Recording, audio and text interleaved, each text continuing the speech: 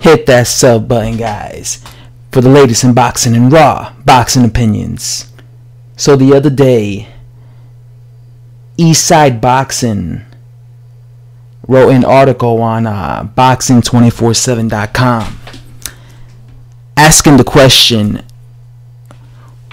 which of the three heavyweights does the boxing public believe is going to be the first heavyweight to lose out of Anthony Joshua, Deontay Wilder, and of course Tyson Fury?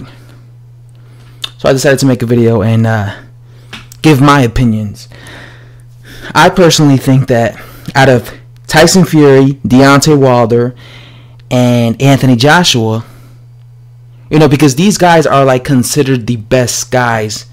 First of all, of course, Anthony Joshua is considered the best guy because of the fact that he has the majority of the belts. Of course, we have to put Wilder in there because he is the WBC champion. And of course, Tyson Fury, although he's not technically a champion, a lot of people perceive him as, the uncrowned champion. The champion who is still a champion, but because of certain circumstances, he's not a champion, if you get what I'm saying. So who do I think is going to lose first? I personally think that Tyson Fury will be the first guy to lose. Tyson Fury, out of Wilder, out of Joshua, I think he will lose first. Especially if he fights Deontay Wilder next, or Anthony Joshua next, or somebody who's been very active, because of the fact that he's been in such a long layoff. And if you look at the history of the sport of boxing, every time a fighter comes off a massive layoff, they always end up losing. You never see a fighter come out of a massive layoff and win. The only fighter that I could see in the history that maybe did this was probably Sugar Ray Leonard when he came off that 3-year layoff and he fought Marvin Hagler and stuff. But then he fought Tommy Hearns, and people felt that he got a gift decision against Tommy Hearns, right?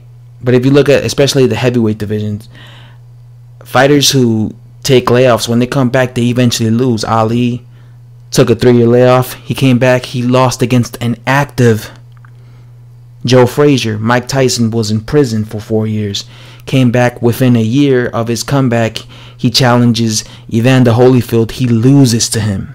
Evander Holyfield was active, right? Holyfield was a very active heavyweight when he fought Mike Tyson. Mike Tyson was coming off a 4-year layoff, and he had fought like twice while during those whole 4 years where Tyson was incarcerated.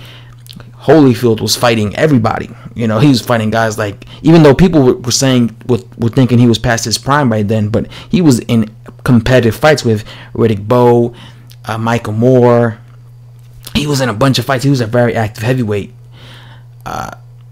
So again, the history shows us that fighters lose, and especially fighters who have weight issues, who balloon up in weight and stuff like that.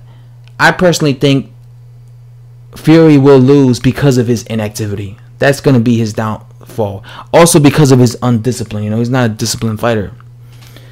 Out of Wilder, and so that's why I believe he's going to lose first. Out of Wilder and Anthony Joshua, I actually think Anthony Joshua will end up losing first than Deontay Wilder because of the quality of opposition that Anthony Joshua is facing.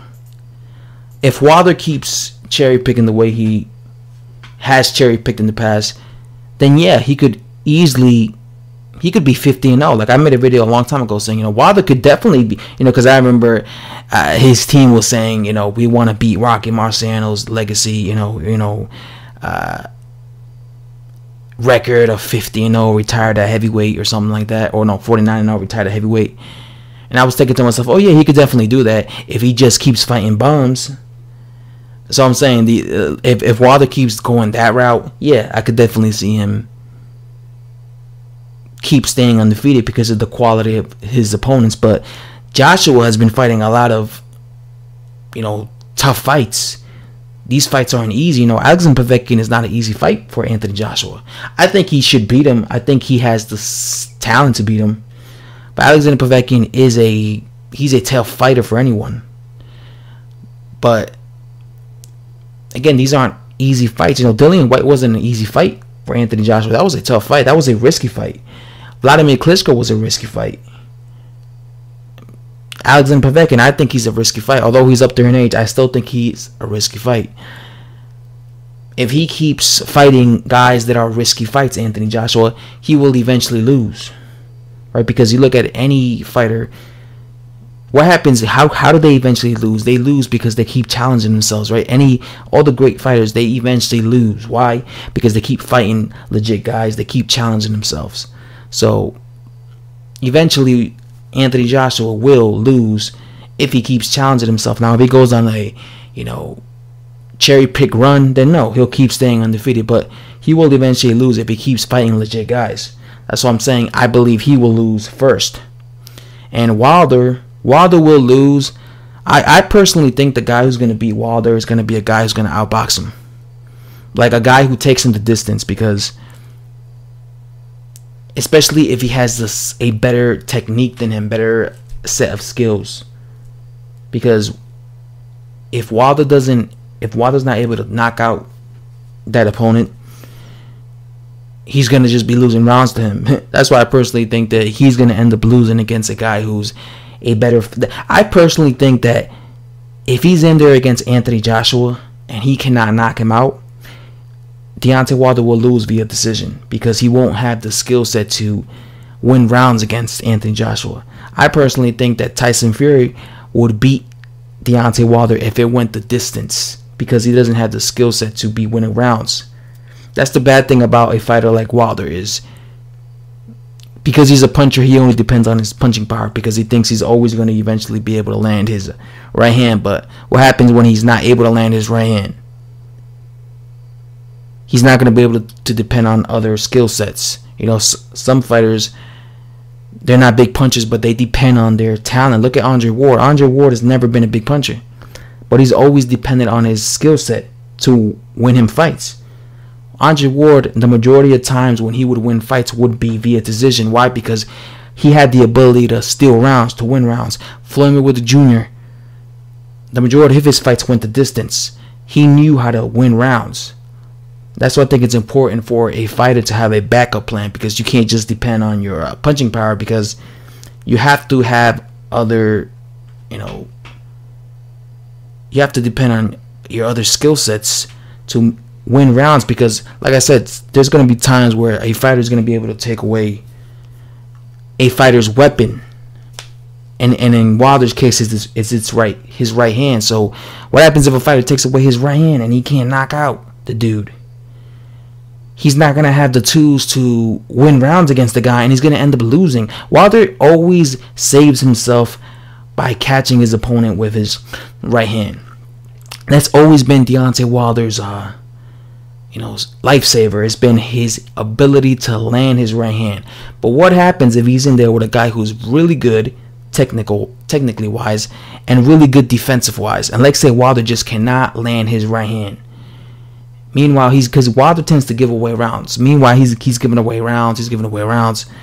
And he's not trying to win rounds, because again, Wilder depends so much on being able to land his right hand, because he's a puncher and he thinks he's always going to be able to land it.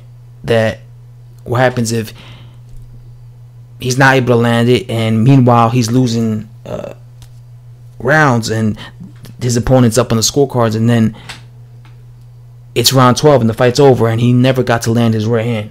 Now he just lost the fight via decision.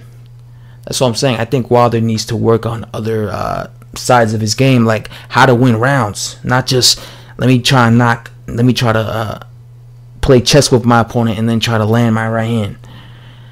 Because not just that, one day he's gonna fight someone that could take his right hand. Like, look at the first Bermane-Stiverne fight. Bermane-Stiverne, I know he got knocked out in just short in the second fight, but in the first fight he was taking all of Deontay Wilder's right hands. That was no issue for Stiverne. So one day he's gonna fight another guy like that could take all his best shots. But this time he's gonna be winning rounds. Stiverne wasn't winning rounds against Wilder. He was taking the shots, but he wasn't winning rounds. But like say he fights a guy who could take his punching power, but he's actually winning rounds against Wilder. That's why I personally think he's going to lose via decision. Not even by KO, because I've seen guys outbox Wilder. I've seen guys win rounds against Deontay Wilder. So I know you could outbox him. I know you could, steal rounds.